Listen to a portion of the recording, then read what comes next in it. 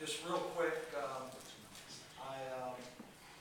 actually met Sheriff Neal probably about a year ago for the first time. And I was surprised at that because Sheriff Neal used to run Columbia Township down here, but I think he worked night shift pretty much at that time, and I was a day shifter, so we hadn't really crossed paths. But in the last year, I can tell you I have gotten to know Sheriff Neal, and I actually have so much respect for him, and I can tell you that he's someone I call a friend. And he's a good man. He wants to do and will do the right thing for Hamilton County, and it's just an honor for me to introduce Sheriff Neal to you tonight. Sheriff Neal.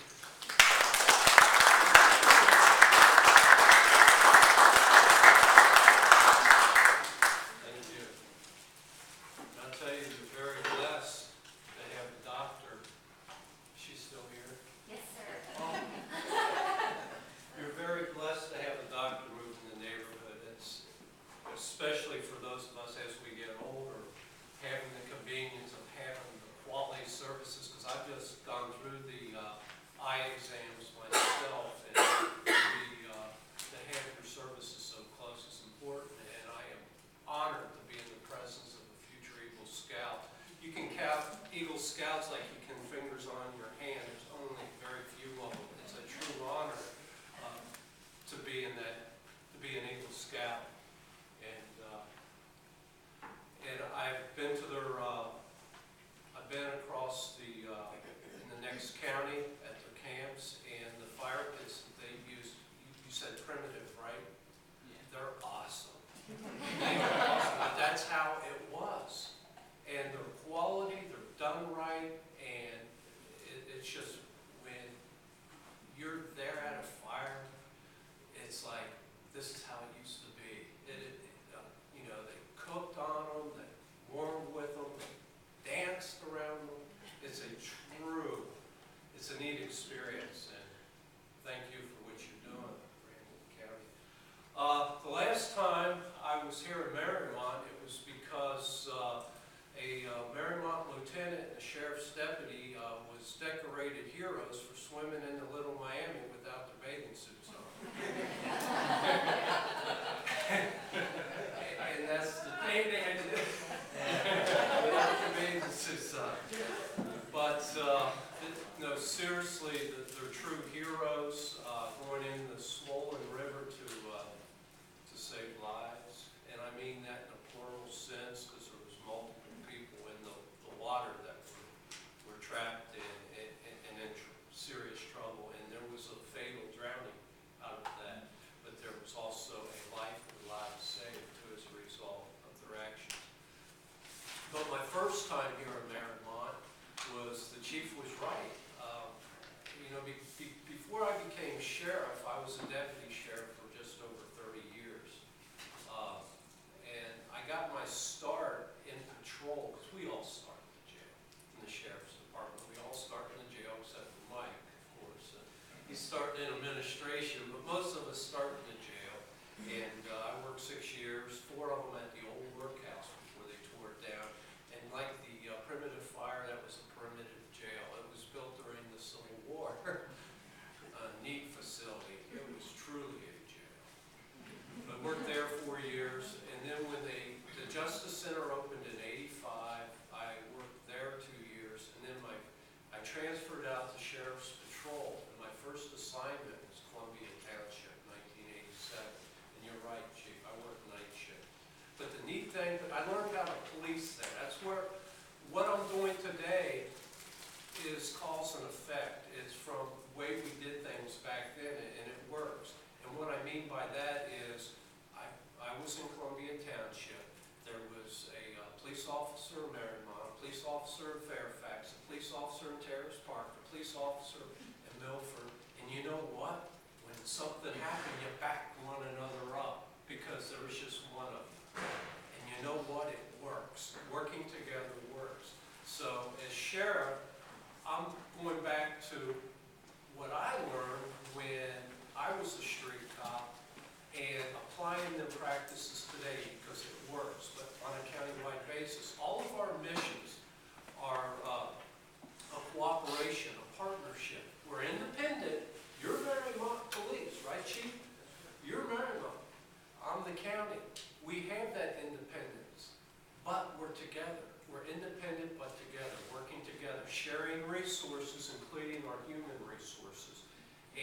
these economic times, it just makes sense. The networking makes us more efficient and effective in providing services to all the people in Hamilton County.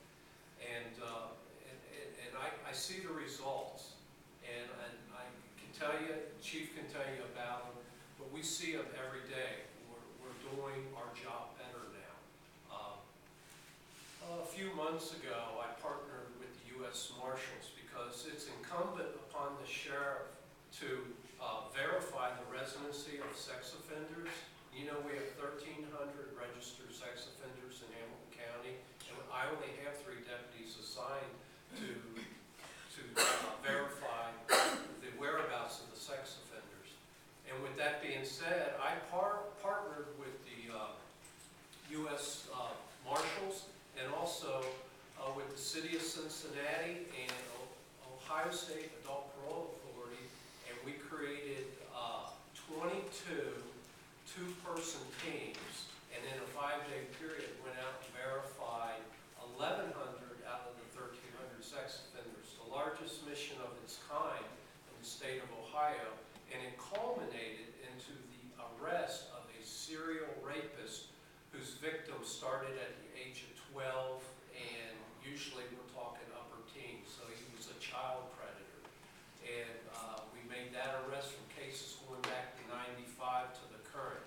And we did that through DNA because what had happened, he failed to register. We put a warrant on him. Cincinnati pulls him over for a traffic violation, sees that the county has a warrant on him. Since it's a felony warrant, in the Justice Center, we take a DNA sample, we send it to BCI in Columbus, they run it, and ding, ding, ding, ding, ding, we got a hit. The DNA hit on multiple rapes. So that's what happens when you work together. And you know what my cost was? $3,000. That's it. That's another benefit, Chief, right? Of working together, because all the agencies are pulling in on the cost. And you can conduct great missions for little cost when you do that. When I took office, one of the first things I did was ordered up an audit of us as an agency, and I hired Tom Stryker and Scott Greenwood. Awesome team. Scott Greenwood's a renowned attorney, and he sued Tom Stryker 19 times when Stryker was the chief. And it's an odd couple. It's an odd couple to say the least, but they are an awesome team, and as you know, it just came out today, the overview report. The entire report's not done, just the overview came out today and is circulated, and you'll see it in the press and the paper and whatnot. But the bottom line is we're hurting with staffing, we're hurting with training, and we're hurting with technology. As they quoted in the overview, the Sheriff's Office technology is out of 1980. I need to get with you, Doc, and get some of that modern technology. Where we are, that's what I can use drug asset forfeiture dollars for to help. I don't need to go to the commissioners and cry for $1 to cover everything, because Chief will tell you when we're working, Chief Hines will tell you when we're working with, through asset forfeiture, we raise money too, don't we? And we can use that to help out with the cost, and I can use those dollars to help out with our technology, help out with training and whatnot. Besides the pool of dollars we have in the general fund, which have shrunk through our recession, I mean depression, because I really believe it was a depression.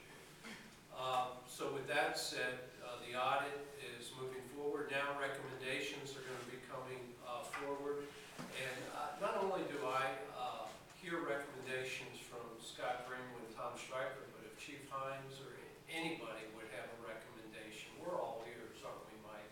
Because it doesn't have to be my idea, it just has to be the best idea. Mike Robinson works with me in the Sheriff's Office. He's administrative staff, and he's second generation with our office because his dad's a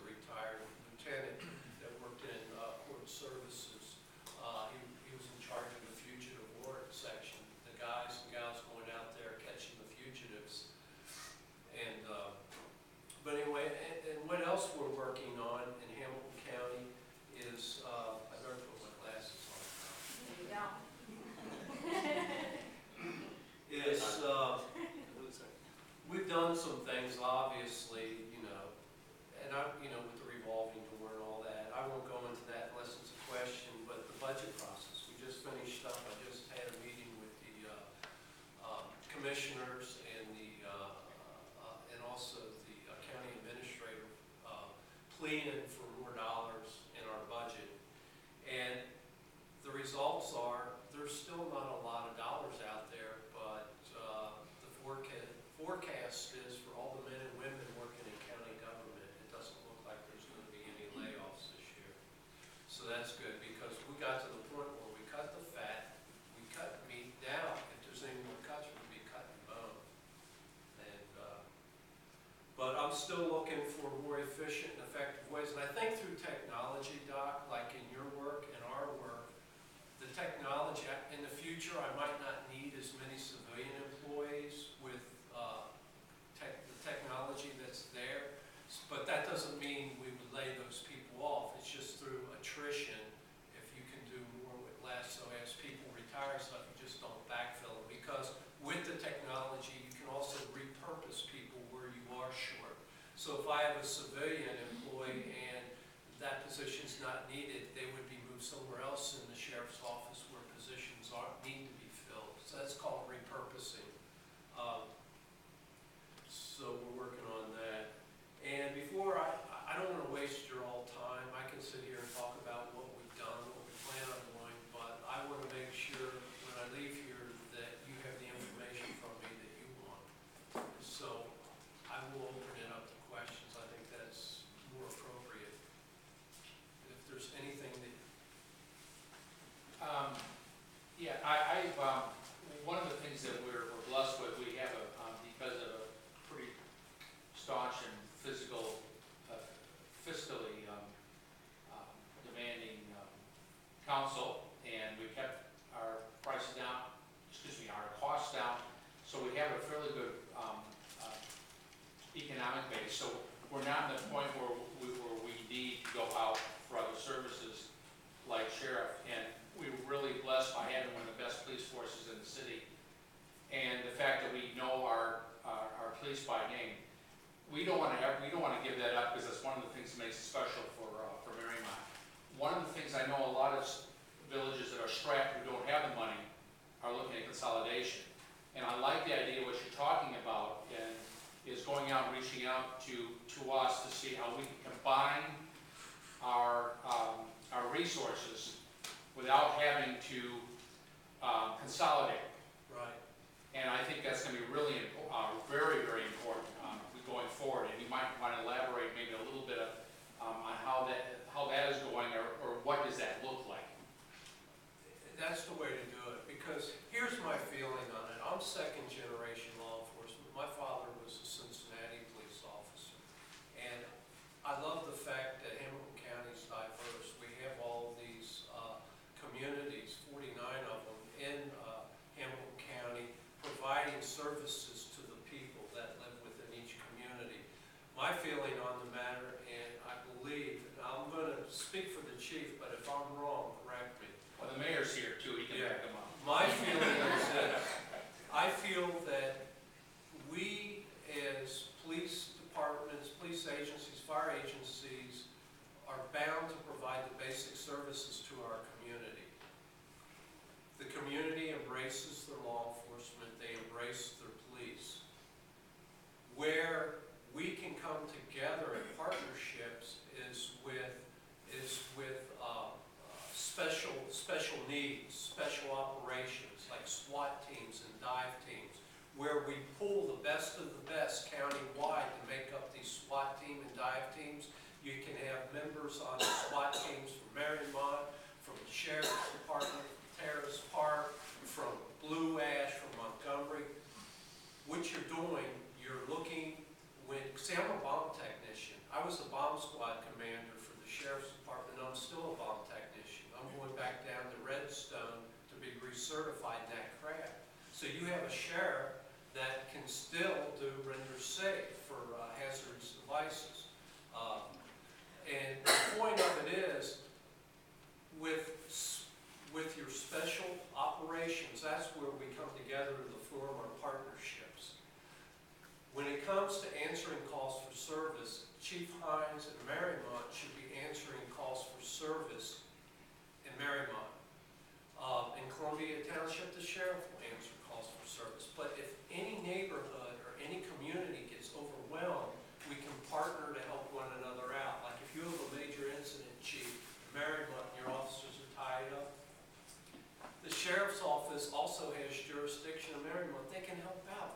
supposed to be. That's called working together for the benefit of all. That's what we're doing. But as far as the sheriff taking over, and I don't want that. Because I know growing up, and I know from being in this business that communities embrace their services. So I'm not about metro policing, but where we can benefit is the police departments, if they work together, you already have a metro there. Good Does example, that make sense? good example was the saving of that young man's life. Right. Down the river, you were with us. Exactly. You- I have no intentions of wanting to come in and take over policing, but by all means, if Chief Hines is short and needs help, my guys are his guys. And I know Silverton, we're helping out in Silverton because for financial, they're patrolling the first half of the day in Silverton Police that is, and then they contracted with us to patrol the second half of the day, and that works for them.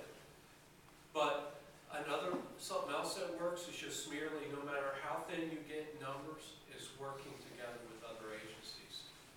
But hopefully the economics is on an upturn now, and we've seen the worst. I think 2013 was projected to be the worst year, so if we can make it through this year, we should be okay. And I mean that's countywide, because all governments are suffering.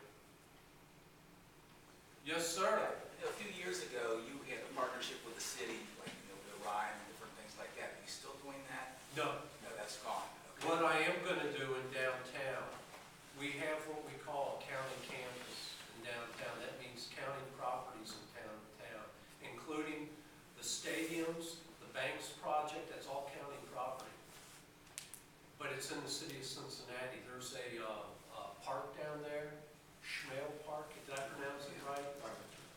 That's a county park. What I want to do, I'm not going to have a patrol like we did over the Rhine, but what I want to do around the clock is have a patrol in downtown to patrol the county campus, and that's it. I think it's the right thing to do, and it would also take some of it would help Cincinnati out and create one heck, be honest with you right now, as far as the ratio of police per population, the best police per population ratio you have right now is in over the Rhine. There's more cops per population in over the Rhine than anywhere in the county. So if you want to be safe, as far as numbers, it doesn't, but anyway, for numbers' sake, there's probably more police in over the Rhine per population than any, and that's even without us there. It's just because of the renovations. 3 CDC's going in, cleaning up the properties, and turning them over to private investors for development, any business and residents. And you're seeing a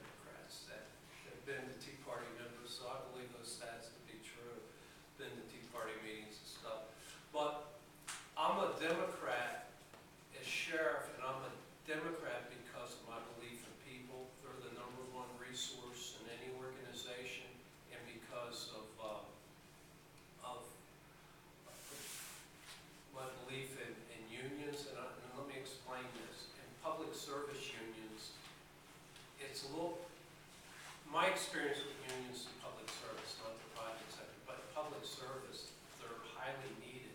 And as sheriff, and what I mean by that, the men and women that day in and day out are providing services to you, your boots on the ground, they'll keep you informed on what's needed in operations, what's needed in training, and what's needed in logistics. They keep you grounded because they're doing it.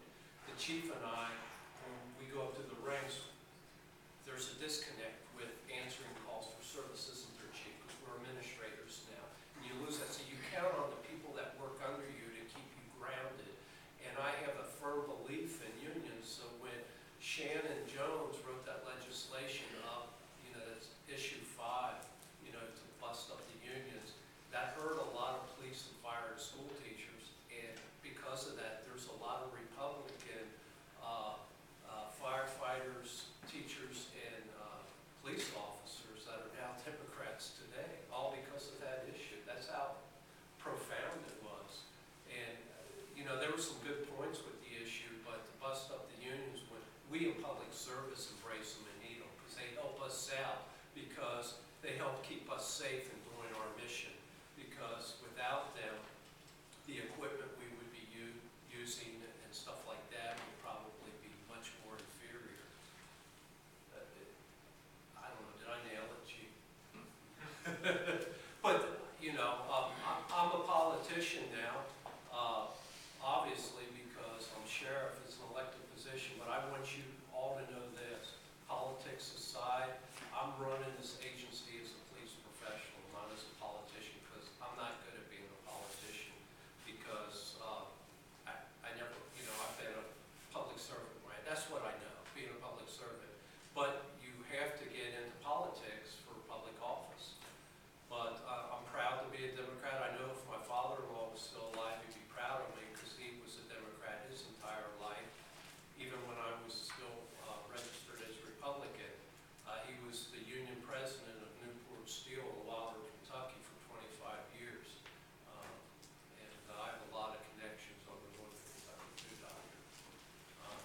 Family, in-laws and whatnot.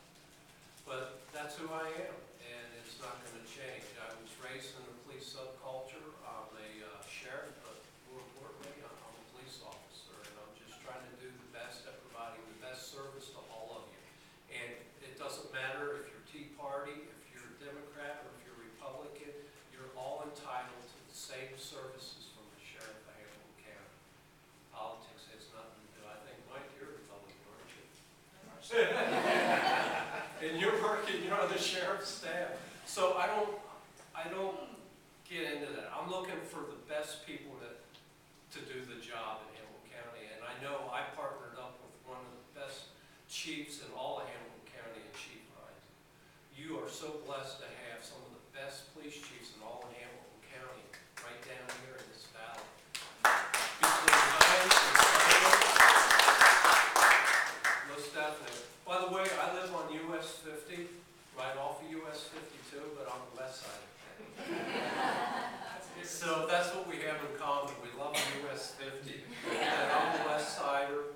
I'm born and raised in Price Hill, South Fairmont. I live in Sailor Park, which used to be a village, just like Mariemont, but at the turn of the century it went bankrupt, was annexed by Cincinnati, but it's surrounded by county communities, so it's like living in the county over there. It's nice, but I moved into Sailor Park because I was trying to get on with the city, and residential rules, you had to live in the city. But as you can see, I stayed with the county, and I'm glad I did, because I learned this job to prepare me for this position that I have now as sheriff. And I want you all to know I'm surrounded myself with men and women that learn the job from the ground up. I have no political generals in my command staff. They're all proven warriors. They're field generals that learn the job rank by rank by rank. And so that's why I'm only successful with the people around me, so I'm putting top-notch people. Don't nudge your head, Mike. I'm not talking about you. Great guy. Anyway, any other questions? Yes, sir. Yeah, I understand that the explosions or heroin, could you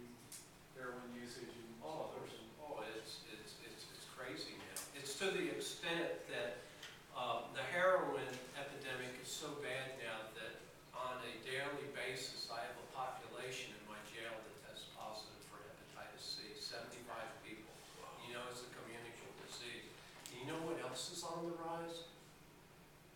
You kids, fingers, STDs. I can say that from the kids, right?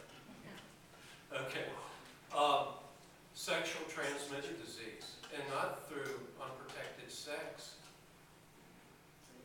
Dirty needles. We're revisiting that again. And I know because, and Mike will tell you, because the medical staff briefs us quarterly as to what's going on with the population and the diseases.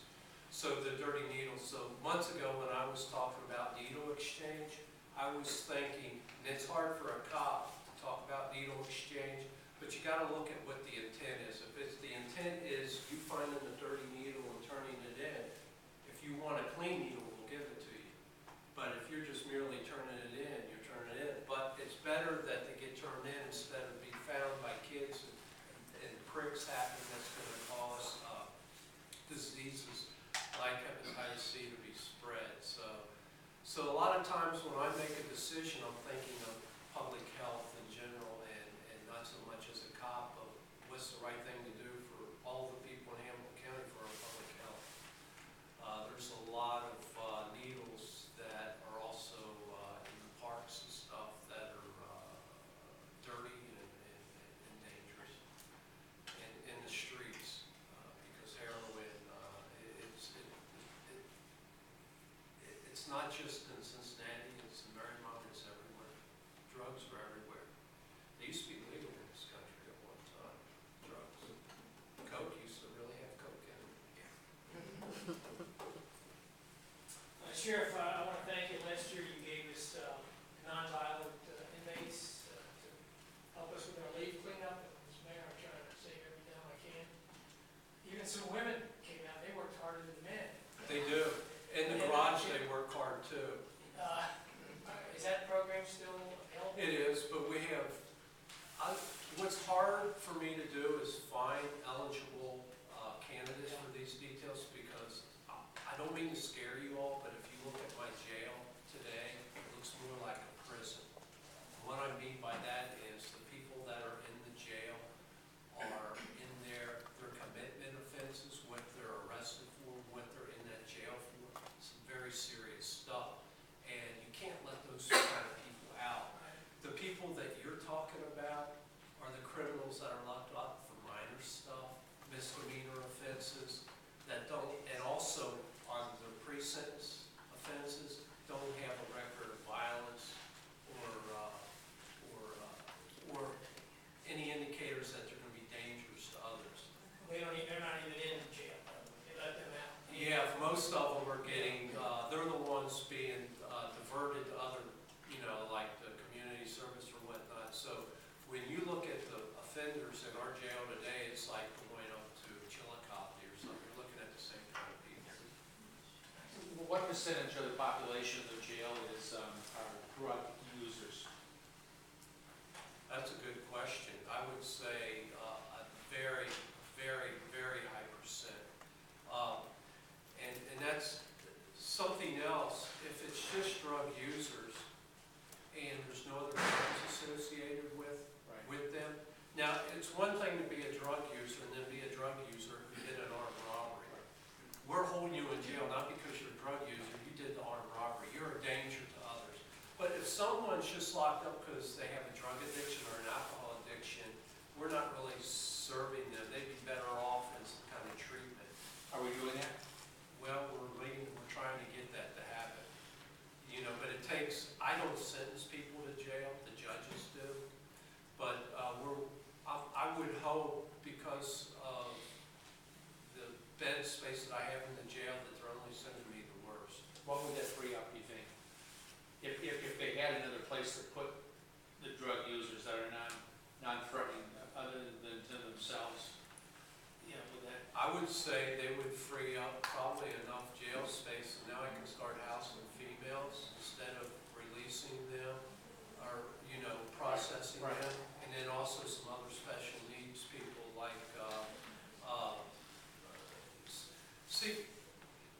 and what I mean by special needs, we have a floor where one side is all mental health, inmates with mental health. The other side are inmates with medical needs. 1 floor just for mental and medical, out of 8 floors. So it would give an opportunity to house more females, because what's happening now when women are arrested, they're given a court date, but they're not showing up for court. So with that being said, that's the importance of this project right here, and then I'll shut up. This is called this is a study that we spent over $100,000 for. It's the Mercy Mount Airy project. You know, the old Providence Hospital over in Mount Airy is shutting down. They opened up a new hospital on North Bend Road. The Mercy Health Partners will donate this property to the criminal justice system, to the county, to provide a new home for the county coroner, so that the basement of this facility will be her morgue. The first floor will be her crime lab. The second floor would be a community floor. What I mean by community shared by the people that work there and the outside, you all, because we're going to put the police museum on the second floor. The police museum of all the police agencies in Hamilton County. An open museum to the public. And since it's a hospital, they have a full-service kitchen and a dining hall. Why waste that? Someone from the private sector can come in and set up shop and prepare food, creating jobs, prepare food for the workers and the visitors, just like all the other hospitals do. They have Wendy's and stuff. You go to these hospitals, they have all kinds of restaurants anymore. The third floor, fourth floor, fifth floor, and sixth floor will be sheriffs, deputies, and Cincinnati police officers working together. All the detectives working together, because all the city detectives have to leave before election, where they occupy space in that building. Imagine that on the same floor, city cops, sheriff's deputies working together. Independent, but together. Working on cases, sharing information, solving more crimes than ever. The total cost of this package, and also the Fusion Center. Fusion Center, what that means is, that's intelligence gathering. That's cops with a mission of gathering intelligence on terrorism, both domestic and international terrorism, as well as criminal activity. And this Fusion Center, we have 3 of them, Cincinnati, Columbus, and Cleveland. This would be the biggest fusion center in the state, and we'll be partnered with federal partners and also TSA with this fusion center. A joint property room on the top floor between Cincinnati Police, Hamilton County Sheriff, and also open to any other department who wants to store the property there. It just makes sense, because evidentiary property just goes downstairs to the coroner's office to be analyzed. It just makes sense. A regional crime lab on steroids. As far as over on the west side, you know, being a West Sider, what I would say, this would be like buying a can of beer but getting a 12-pack. $60 million to rehab this, but also what that means is when I move people out to the, when I move my, some of my staff out to the, this project, this hospital, this location, their workspace at the Justice Center is going to be converted into jail space. So I'm going to create more jail space with no mortar and no bricks, just by moving employee work areas elsewhere. I'll create more jail space. And the whole total package is $60 million. It would cost $56 million just to build a new morgue because they've outgrown the morgue. It's funny. The county owns the building, but UC owns the property where the current morgue is. So this is a neat project that we're working on, and this will be regional, and it will involve all the agencies in Hamilton County, and also the idea of working together and growing that. Yes, sir. Is this a done deal? Because nobody in the Mercy Health system seems to know about it. It's not a done deal. We're working on it. Okay. We're working on it. We're working on it. it's not a done deal. The Mercy Partners, quite concerned because some of the commissioners, they're posturing, you know, they won't. Because I can tell you this, I think we lost out because of the posturing. I think we lost out on them because they offered to update this facility so they can be used by the police and the coroner's office to pay for the upgrades, and then we would just merely lease it from them until we paid them off. But there, so, you know, as far as do you go for a sales tax, do you go for private dollars? Because of the amount here, it's up in the air. You have multiple alternatives for dealing with this. But to build a new jail, to build a new morgue would be a lot more than 60 million. You're talking more like 160 million. And there's so much space here, we would have room to grow for future growth. You know, this would satisfy us. Plus, being a hospital, it's a fallout shelter. This hospital is rated to withstand very strong storms like tornadoes and stuff. You know, there's only one structure, one type of structure stronger than these structures, and that's Fort Knox. You know, this hospital, like a lot of hospitals are designed, aren't they, to withstand a lot of storms. They're solid structures. This building withstand a lot of bad weather. Would this also be a partial jail? Is that what you said? No. Wouldn't be. No. What I mean by that, the people that are working in the jail that will now be working here, their workspace will be turned into jail space instead of additional workspace. You need everybody. I have administration in the jail that would move here, and the administration space would be turned into jail space at the jail.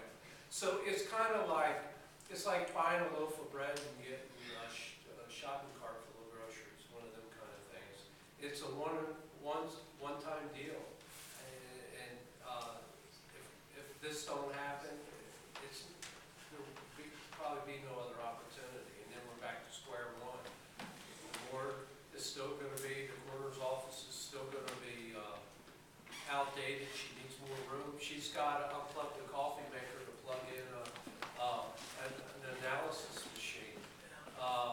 It's that bad. And then the jail eventually, you know, it'll get to the point where we're going to need more jail space. But this would grow more jail space without any bricks and mortar. Yes, sir. Yeah, may or may not know, or you may not wish to say, what is Simon Lee's doing now? I don't know. I'll tell you one thing. Whatever you've heard, I think the world is Simon Lee's, and I'll tell you why. I worked for the man for 24 years. I worked for Lincoln Stokes for 6 years. He was a neat guy, Lincoln Stokes. He was the life of the party. He was a people person. Simon Lee's took us to another level. It was awesome. We grew as an organization. But like, I think what happened, we were moving forward when Simon Lee's took office. But then over the years, we were taking 2 steps forward, 1 step back. So, and what I'm saying is, I think, and it's true with me or any politician, you can be in a position too long. Term limits, there's a reason for term limits, I truly believe, because as soon as I run out of ideas and we're not moving forward, you need to get me out of here and get a new vision. It's all about the vision. And I just bring a different, man, I think the world of Simon Lee's and what he did for this organization. My opponent, just so you know, Sean Donovan, during the election, him and I were in the same recruit class. Neat guy, fun-loving guy. Sean was a nice guy. And it's just sad that we both wanted the same job, you know, but that's just how it is. But Sean did get to work a lot of years as sheriff's chief deputy, so they've been through a lot together, they've seen a lot together, and we're moving on now. But we have a new direction. I have new partners, Chief Hines, and all of the police chiefs in all of Hamilton County. I'm doing something we haven't done in a long time as an organization. We were an island unto ourselves. Now we're working with everybody else that works. Someone had a question. Sheriff, I was just going to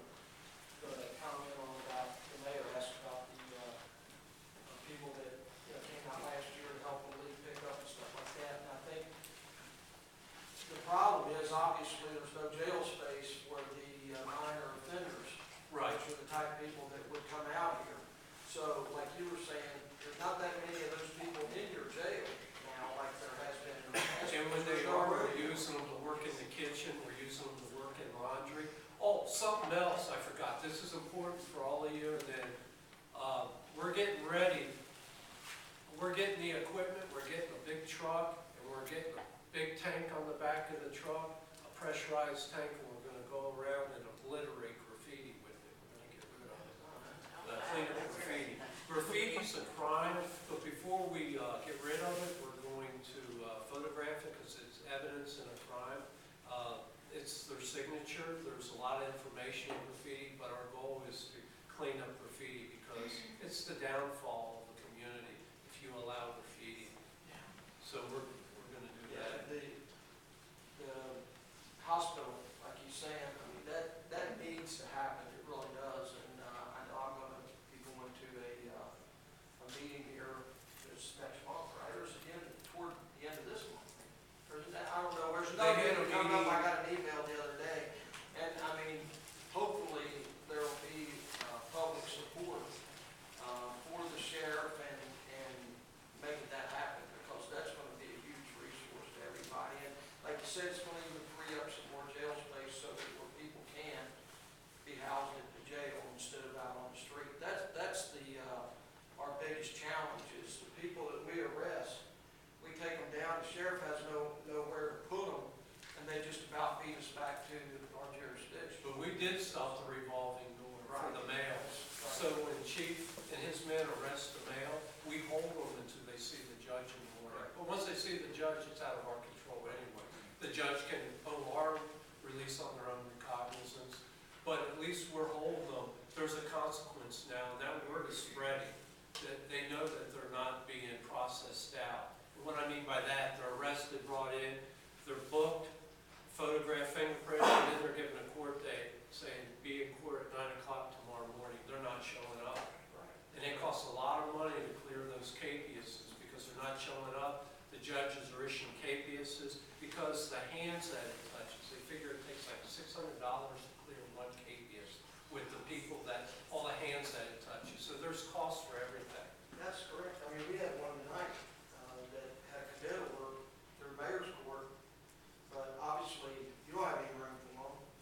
Our only option's all the way out to Highland County. And we're Sheriff already- Ford country. Yeah, and this person was picked up homeless in Reading, Ohio, in a park.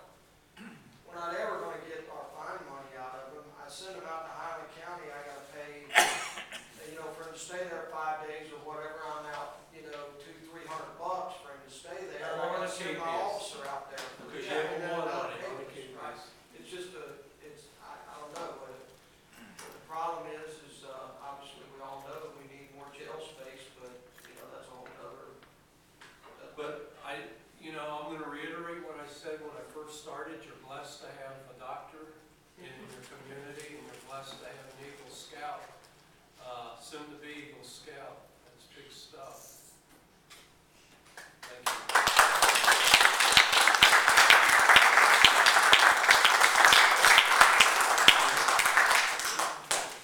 Thanks very much.